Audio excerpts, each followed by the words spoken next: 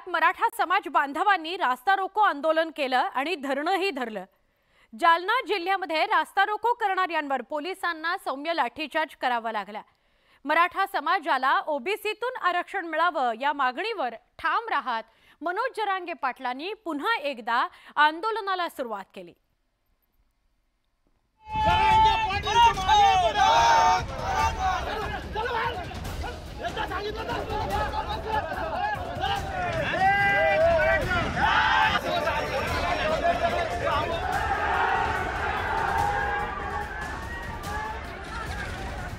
मराठा समाज बांधव पुन्हा रस्त्यावर उतरलेत। सगळे सोयऱ्यांच्या अध्यादेशाचं कायद्यात रूपांतरण करून अंमलबजावणी करण्याचा मुद्दा लावून धरत मराठा समाजानं पुन्हा एकदा आंदोलनाचा एल्गार पुकारलाय। मनोज जरांगे पाटील यांच्या आदेशानंतर सुरू झालेल्या आंदोलनाची धग सर्वात जास्त मराठवाड्यात दिसून आली। जालना छत्रपती संभाजीनगर मार्गावरती रास्ता रोको करणाऱ्या आंदोलकांवर सौम्य लाठीचार्ज करावा लागला, तर नाशिक, सोलापूर आणि जळगाव जिल्ह्यातही मराठा समाज बांधवांनी त्यांच्या मागणीवर तडजोड करणार नाही असं स्पष्ट केलं। आम्ही वाटपूर्ण करून देऊ, पण तुम्ही असा आमच्यावर वेगळा दबाव आणण्याचा प्रयत्न करत आहात। अतिशय निंदनीय गोष्ट आहे आमच्यासाठी। आज 11 ते 1 वाजेपर्यंत रस्ता रोको 24 तारखेलाच होणार आहे फक्त, आणि उद्यापासून ठिय्या आंदोलनाला सुरुवात होणार आहे। उद्या जरांगे पाटलांची एक बैठक, निर्णायक बैठक उद्या सांतरवले सराटीला होणार आहे। ती उद्याची बैठक झाल्यानंतर पुढील आंदोलनाची दिशा ठरणार आहे। राज्य सरकारकडे जे मागितलं होतं ते मिळालं नाही, त्यामुळे पुन्हा आंदोलन सुरू करण्याची वेळ आल्याचं जरांगे पाटलांनी स्पष्ट केलं। आंदोलनातला बदल म्हणजे माघार नाही असा पवित्रा जरांगे पाटील यांनी घेतला।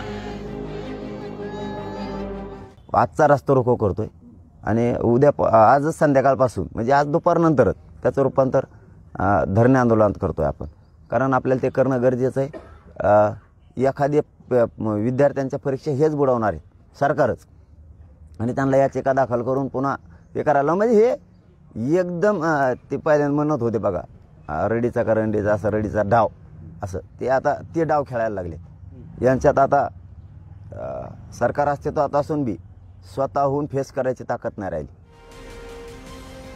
उच्च आणि तंत्र शिक्षण मंत्री चंद्रकांत पाटील यांनी मराठा समाज बांधवांना शांततेचं आवाहन केलं।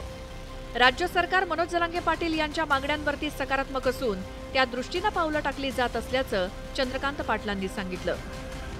मनोज जरांगे पाटलांना त्यांच्या सहकार्याने आवाहन केलेलं आहे की खरं म्हणजे तुम्हाला जे हवं आहे ते देणार नाही असं कोणी म्हटलं, लेखी दिलंय ना माननीय एकनाथ शिंदेजींनी, त्याची प्रक्रिया सुरू आहे। आता ही प्रक्रिया समजून न घेता तुम्ही जर असं करणार असाल तर याच्यातून महाराष्ट्रातल्या जनतेला खूप नुकसान पोहोचतं आहे। प्रामुख्याने परीक्षा आहेत, खूप मोठी लग्नाची तीत आहे, त्यामुळे लग्न आहेत, आणि मग तुम्ही अशा प्रकारे लोकांची अडवणूक करणार का? मराठवाड्यासह पुन्हा एकदा राज्यभरात अनेक ठिकाणी आंदोलनं सुरू झाली आहेत। राज्य सरकारही मनोज जरांगे पाटलांच्या सगळे सोयऱ्याच्या मुद्द्यावरती तोडगा काढण्यासाठी प्रयत्न करतंय।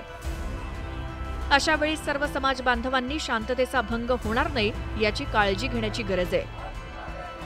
Bureau report, news 18 Lokmat.